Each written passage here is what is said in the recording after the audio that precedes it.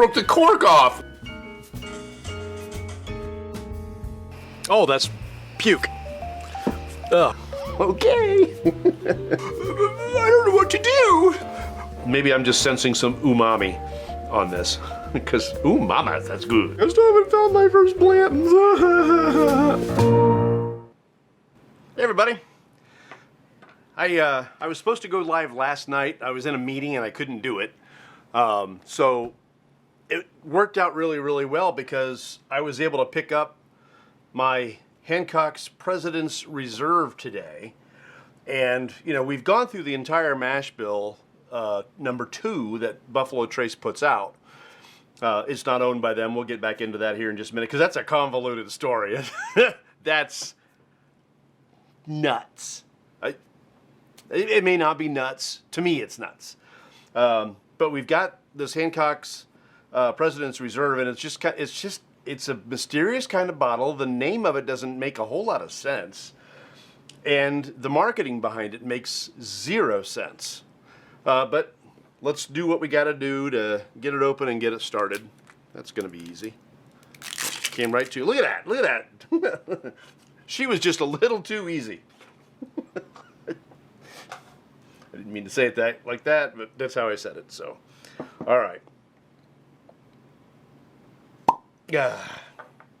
Using my special bourbon steward glass that I got when I became an executive bourbon steward. Let's leave it off. All right. Ooh, a little drip down the back. Okay. So, President's Reserve, Hancock's President's Reserve, was released in 1991 as part of an Ancient Age, now known as Buffalo Trace, their distillery series of single-barrel bourbons introduced by their master distiller by the name of Gary Gayhart, who worked for more than 50 years at the distillery. The name of it is after Hancock Taylor, a surveyor in the Leestown area, who was killed by Native Americans. Hancock President's Reserve is one of their 4 single-barrel bourbons from the Buffalo Trace stable. The others being Blanton's. I want to get them in. Rock Hill Farms. There's that one. Elmer T. Lee. And Ancient Age. And Ancient Age, too. I didn't want to do Ancient Age and Ancient Age because it didn't seem to make much sense to do it. But these are the ones that are done in the Mash Bill No.2. The High Rye Mash Bill. Bottle does not carry a bottle number, barrel number, age statement. This is a single barrel. Follows in that line of the Rock Hill Farms, the Elmer T. Lee, and the Blanton's. This is also a single barrel. But it's said to be around 8 years old, and the color looks. I mean, it's not super dark, but it's got a nice color to it. Let's see if there's anything else. According to Sazerac, the company that owns this, along with the rest of Buffalo Trace, is in 1775, the Leestown settlement was established along the banks of the Kentucky River by Willis and Hancock Lee. Soon this became a well-known shipping port for tobacco, hemp, and whiskey. The single-barrel bourbon whiskey pays tribute to the pioneering spirit of Hancock Lee. So, there you have that. Buffalo Trace, the proof on this, so the one that kind of surprised me was the Elmer T. Lee. This is a 90 proof, and I kind of compared this to Eagle Rare. It's like the Eagle Rare of Mash Bill 2. It's so smooth, so delicious, very, very nice, ridiculously difficult to find, but I don't think that's Buffalo Trace's fault. So this one is 88.9 proof. It could find itself to be another real good gem. We're going to find out here in a minute. No age statement, although, as I said before, rumored to be around 8 years old. Has the Buffalo Trace Mash Bill 2, which is rumored to be 87.5% corn, 9% rye, 2.5% malted barley, although they're saying that it could be 12 to 15% rye. We get into this, we'll we'll play with it a little bit. MSRP on this one is $59.99, so $60. This is one of the several single barrel bourbons distilled at Buffalo Trace, said to utilize that high rye mash bill. Now this one, the Hancock's President's Reserve, is the lowest proof of any of them in the number 2 mash bill. Even the Ancient Age comes in at 90 proof. Yeah, the 10-star comes in at 90 proof. Now I think Ancient Age comes in at 80, but that's not a single barrel. This isn't a single barrel either, but anyway. So as far as the single barrels, this is the lowest proof among them. None of Buffalo Trace's Mash Bill 2 bourbons are all that easy to find, but not only have I never seen this anywhere on a shelf, but nobody ever talks about it online. If you go to the Buffalo Distillery website, this one and Rock Hill Farms are not listed on Buffalo Trace's website. Blanton's is, Ancient Age is, and Elmer T. Lee is. But Rock Hill Farms and Hancock President Reserve, not on the Buffalo Trace Distillery website. Let's see. What else? So here's what they say on Sazerac's website. The single barrel bourbon is deep amber in color, nose light and sweet, traces of mango and papaya. Okay.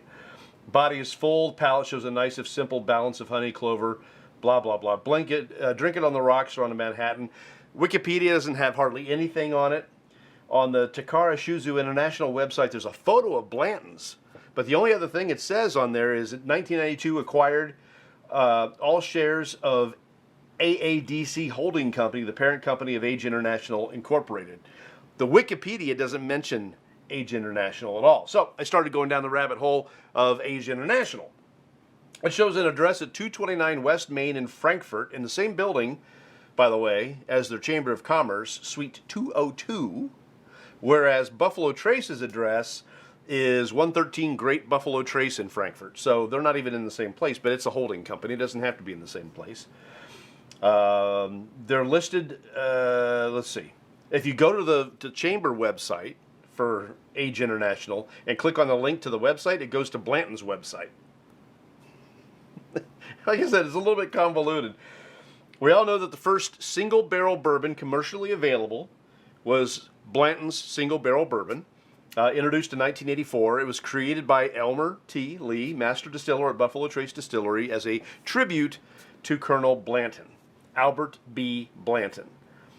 Now, I was able to find the court case regarding all this change of property. Shuzo owned 22.5% of Age International from its owners, Robert Baranaskas and Ferdy Falk. I could say Ferdy Falk 30 times, 30 Ferdy, and not be tired of it, because that's just fun.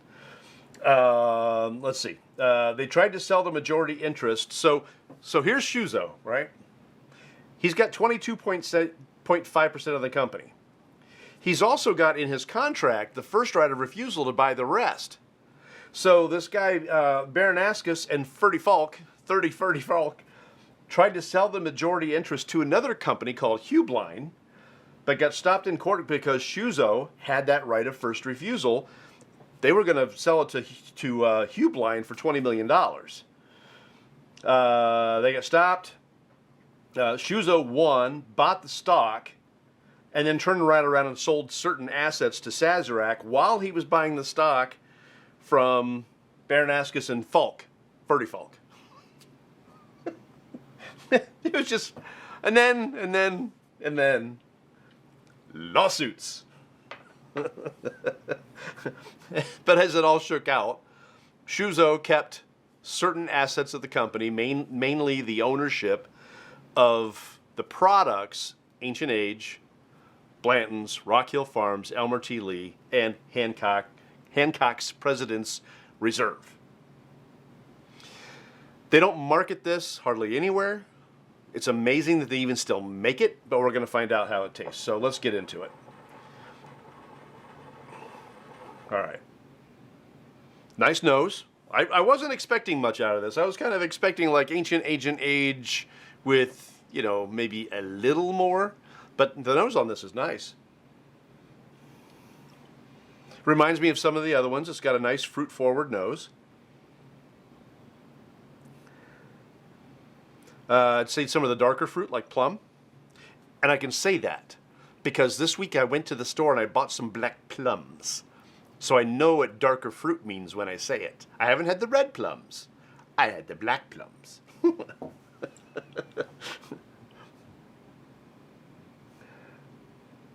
The other notes are there. All the normal notes are there. And just, boy, that got me right in the nose. All right. Your cinnamons are strong. Quite strong.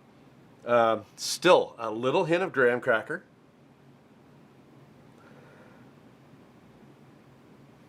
I'm getting some caramel in there, or caramel if you have a degree.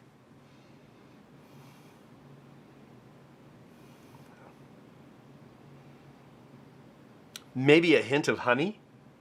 Not a lot. Not a lot of honey. Just a little bit of honey. A bit of honey. The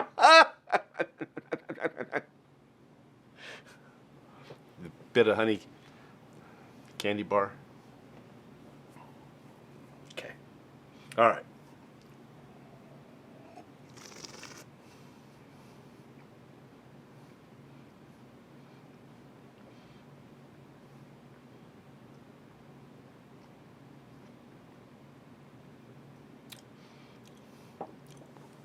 All right, now, full disclosure.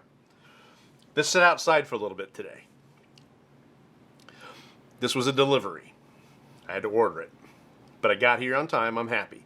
But it was in a truck, it got here, it sat outside. Hey Paul, how are you doing? It sat outside. When I got it, it was warm. It is, the bottle anyway isn't warm anymore. The contents are not bad, maybe just slightly over room temperature. But not bad. One of the things I read online from a Redditor was that they thought the mouthfeel on this was thin, and I don't agree with that. It's not creamy, it's not buttery, it's not anything, but it's not thin. Thin would tell me watery, and this is not watery. It's just what you would expect out of, a pour of bourbon. It's not overly complex as far as the mouthfeel goes. The bloom was nice for 88.9% or 88.9 proof. You know what I said it was? Hey, I guess what it was. Yeah, 88.9. Like a radio station. Like an NPR station. All right.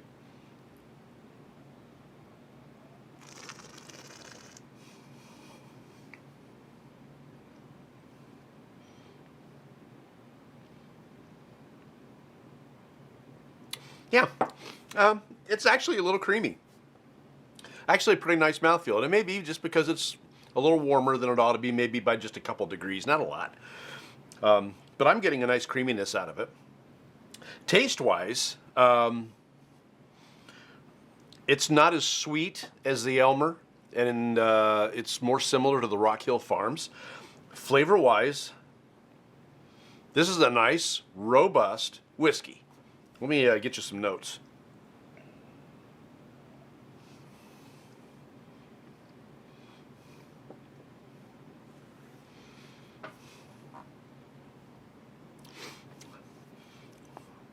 Actually, really nice.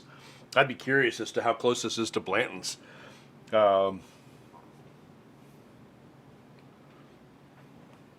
don't think I've got another.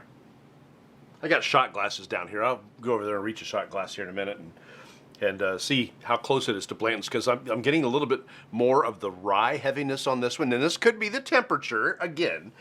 To me, I'm getting a little of the rye heaviness on this that I didn't get off of the Elmer T. Lee. Paul saying, doing good. Down in Zanesville. Riding the curves and hills. Pushing the trike to its limits. Eating at a place called the Boondocks BBQ. Ooh. I hope they have a good bourbon selection. Amber's watching. Hey, Amber, how are you? Glad you're with us. We're doing Hancock's President's Reserve, the fifth and final product in Buffalo Trace's Mash Bill No.2, preceded by Ancient Age and Age, Blanton's, Rock Hill Farms and Elmer T. Lee. This is... we'll find out what it's like when I cool it down. I'm going to put it on ice in a minute. But right now I'm going to tell you that the rye spice is coming out on this. So is it possible that this could be higher rye spice than what my source tells me? The source again tells me that that's only 9% rye. But this one in particular, the Elmer T. Lee, I would have gone along with it. This one in particular is the exact same mash bill.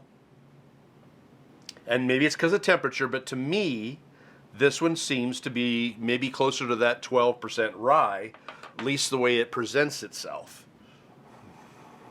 The one place I found said 12 to 15% rye. I could see it more along the 12 line. I don't know about 15, but I would also believe it if it were the 9 and maybe my temperature's just a little warm. No alcohol there? Paul. What kind of barbecue doesn't at least serve a beer? Don't forget to put coleslaw on top of the barbecue. That's the way it's supposed to be done. I learned that from a Southerner. I learned that actually at Burbank's. There was a guy, Gary Burbank, who was on the radio, WLW, 100,000 watt station that reached several states, including in the South. And he had his own barbecue restaurant for a while north of Cincinnati. And, was that some good barbecue. He's retired from radio now. He sold his franchise or his restaurant. I don't know what's standing there now, but yeah, it was some good barbecue. And there's lots of good barbecue out there now, thank goodness.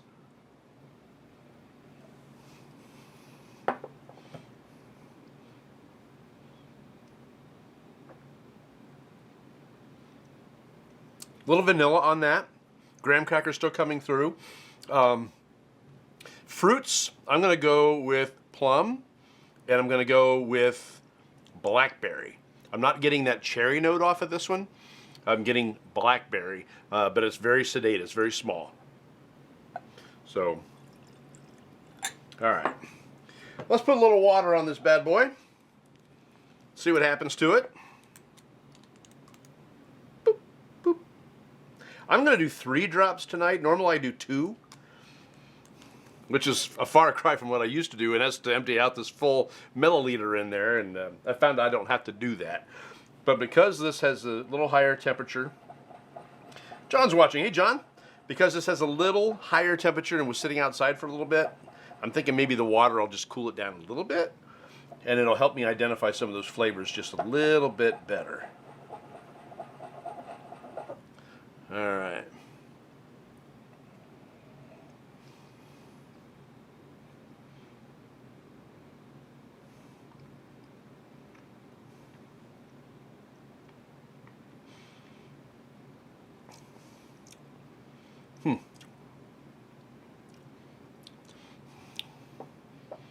It did almost nothing.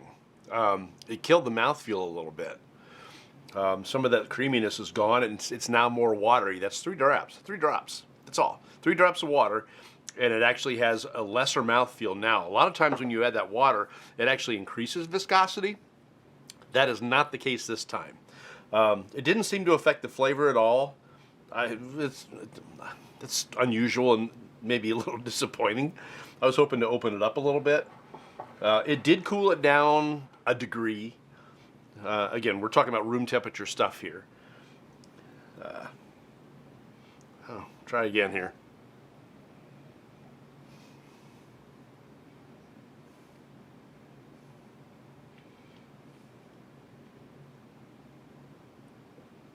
I think if anything, it brought out a little bit of the graham cracker and the caramel. It brought a little bit of that out more and pushed things like the cinnamon and the vanilla back. So, I think I like it better neat. I mentioned this last week, but if you missed it, I'm going to say it again. I was out on the, I happened to be in Salina a little over a week ago and getting my vehicle fixed. Great mechanic over there. Fantastic mechanic. Anyway, The 127 sales were going on, and they happened like all the way from Alabama to Michigan on Route 127. So it's a U.S. route, and it's just and at least as far as what I know of it, it's a 2-lane. But they have these garage sales that go all the way up and down Route 127 from Alabama-ish, the south, all the way up to Michigan. And Salina participates in this in west central Ohio.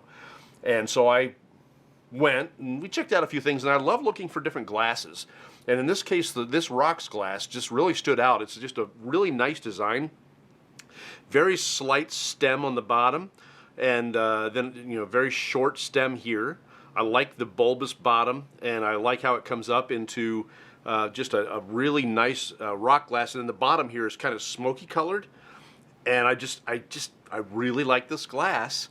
It's almost got just a very, very slight, at least to my colorblind eyes, it looks a little bit like a purple tint, but that could just be that smoky tint that's in there. And I just think this is a really neat glass. So I thought, you know what? I'm going to bring it down here again. This won't be the official glass. I like changing these glasses. This is the official tasting glass because, I'm certified now, but this will be one of the rocks glasses I bring down here. I got a little smaller rock here. In all candor, it was pre-used. I didn't have a lot of hope for this one. I didn't think that I needed to add, a brand new ice sphere. I've got them made. Should I play the song? I should play the song. Gorgeous ice sphere. It's a gorgeous ice sphere. Yeah. So gorgeous and so icy and so round and so very, very gorgeous. So, I just love that. So stupid. Anyway, so this isn't a gorgeous ice sphere, but it was once a gorgeous ice sphere. Aliveri is watching. He's saying his dad always had me pick up ribs from the Burbank's restaurant near Cincy. All right, so you're familiar. You're familiar. I would just always get like the pulled pork and put some coleslaw on top of it because that's how I was told to do it. So right. That's some good stuff. That's some good stuff. Since I watered this down and I didn't love it on water, I'm going to add a little bit more right out of the bottle of this neat stuff right on top of that ice sphere. And then because Paul's watching, and even if he doesn't, I'm going to do this. We got to do the finger stir to cool it down. This is a smaller sphere. Like I said, it's been used before, so there's a really good chance this is going to do a little extra dilution. And after that 3 drops, I mean, it shouldn't go crazy, but it will be, that's cooling down nicely. It'll be slightly diluted. So, like me. All right. All right, here we go. Let's see what it's like cooled down on a little ice.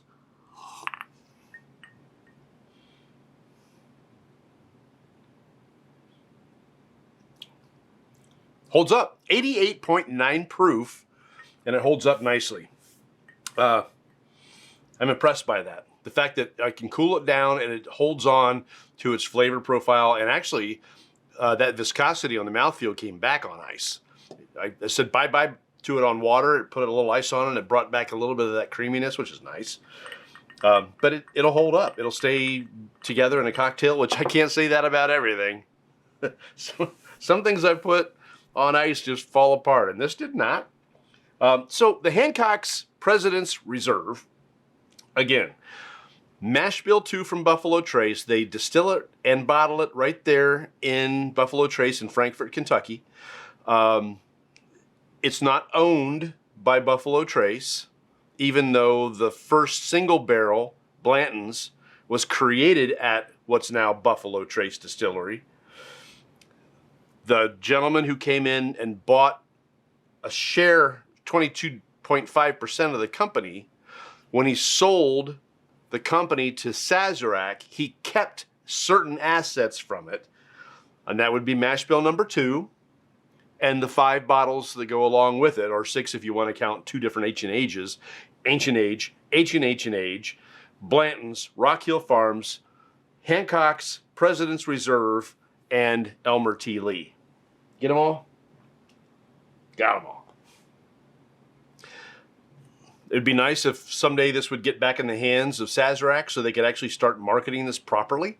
This is a fine pour. It's a single barrel pour, 88.9 proof. It's got some great flavor to it. No reason to hide this under a bushel. No. They should let it shine. Just saying. All right, so we kind of took a departure. I had already announced what we're going to be doing over the next couple of weeks, and I'm going to get back to that now. So next week, we're going to do this one. This is new. This is new on the market. It's been out for less than a month. This is the Old Granddad 7-year. It is bottled in bond. Now, they have an Old Granddad bottled in bond that I just really, really like. But this one's bottled in bond, and instead of a 4-year, it is a 7-year. So we're going to crack this one next week and give this a try. And I might go back to back with, that reminds me, I might go back to back with the regular Old Granddad bonded. That reminds me. I had said I was going to try this.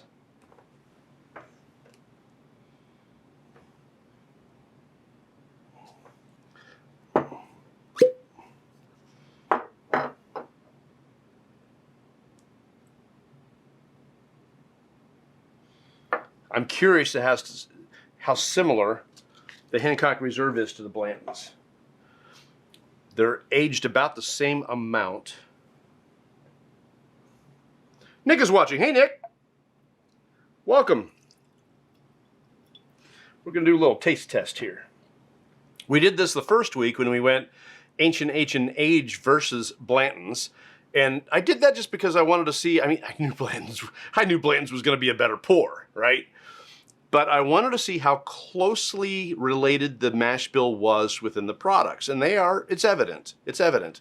Ancient Age is not Blanton's, but you can tell that they are related. Even though Ancient Age is a blend and Blanton's is a single barrel. So this is the Blanton's, this is the Hancock Reserve. So I'm just going to do a little taste test, neat, to see how close the two of them are because I just got this feeling. We're going to find out. So this is the Hancock.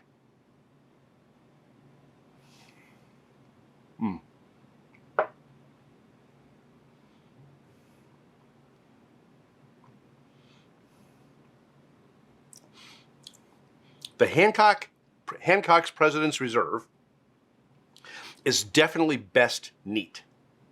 I can tell you that without a doubt. Great amalgam of flavors that come in there.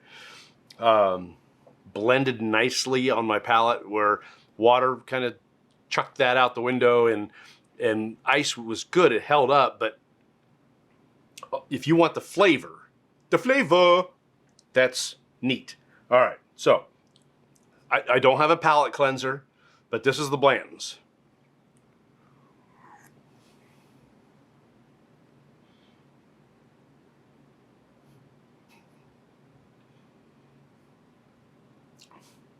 Very similar.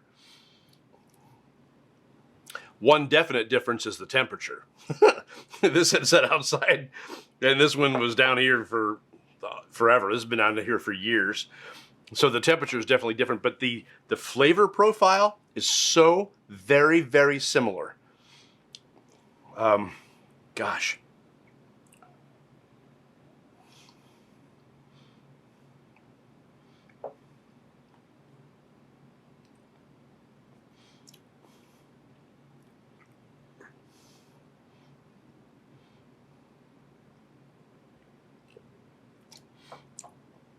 So similar.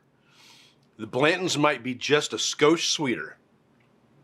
Blanton's is also just a skosh higher in proof, 88.9, and this one is 93. So just a little bit higher in proof. All right, anyway, I said I was going to do that. I did that. I'm amazed at how similar they are. They're very, very close to me on my palate. They're very, very close. I'm going to let this thing cool down, get back to regular temperature like the Blanton's is, and I'm going to try it again. But right now, what I'll tell you is the two they're almost identical. The only difference is proof and maybe the amount of time that they aged. Again, I think they're both 8 years, and they're both single barrels. So, just this type of thing right here is fun. I like doing all this stuff, but you add this stuff to it, and it's that much more fun. All right, so again, next week we'll do the old Granddad bonded 7-year. Maybe run this back to back with the 4-year bottled and bond, and then the week after that, we're going to come back and we're going to do one I've never tried this before. This is the Michter Sour Mash. I've had a bottle of it, but I only had the one. So I happened to find another bottle of it on a shelf in West Central, well, Salina, and I couldn't resist because I haven't tried this one yet, and I'd really like to. So that's what's coming up over the next couple of weeks, and I just want to say thank you for watching. It's Friday night. You could be doing anything else on a Friday night. As a matter of fact, I think most everybody's at Walmart. I went over there to get some cheese. And every single checkout, whether it was self-checkout or a person, was packed. So I wasn't sure I'd make it back in time to do this. So if you're not watching the show, you're probably at Walmart. And you could watch the show at Walmart if they have good enough Wi-Fi. All right.